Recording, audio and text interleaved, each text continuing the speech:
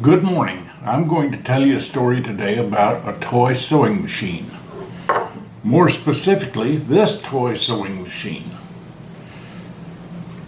Very few people know it, but Singer sewing machines used to be sold only by traveling salesmen, drummers they called them. They would go from house to house and door to door, showing the sewing machines and selling them to housewives. Now this little machine here was the greatest sales tool they ever had.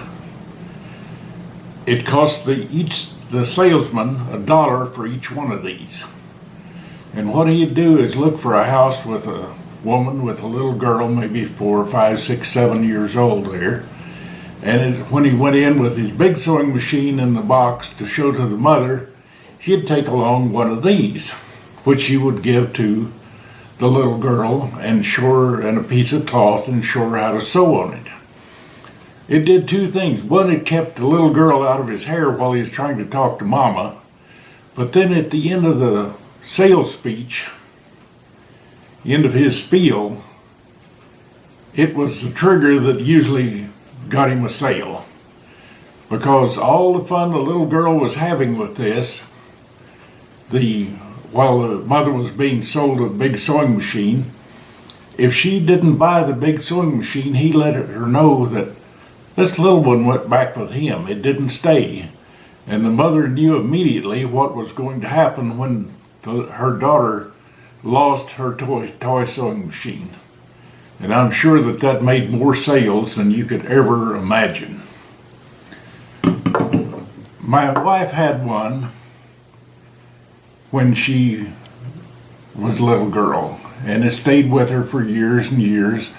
And after she got her a job and moved out on her own, she had that little toy sewing machine, and it was probably the only thing she had that really connected to her childhood.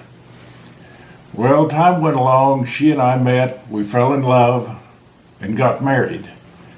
And when she moved from the apartment where she lived into the house with me, the box containing the little sewing machine disappeared.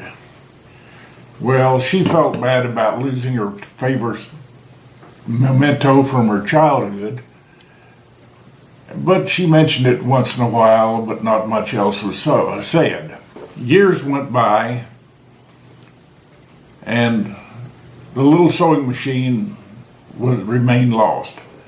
Then one year came up on Valentine's Day, and I was trying to think of what I could give my wife for a Valentine present. And I looked in eBay and found one of these listed. Now the bid price on it was already way above the $1 that it cost originally, but I put a maximum bid on it, which I knew that would probably protect me. And sure enough, I got the little sewing machine. And it probably cost more than a big one would have in its day. But that didn't make any difference. And on Valentine morning, I gave my wife her present, this little sewing machine. It's now on prominent display in the living room beside a picture of her when she was about the age when she got it. She's the taller one there. That's her with her little sister in the mid-1930s. And it's backed up against pictures of our family and everything like that.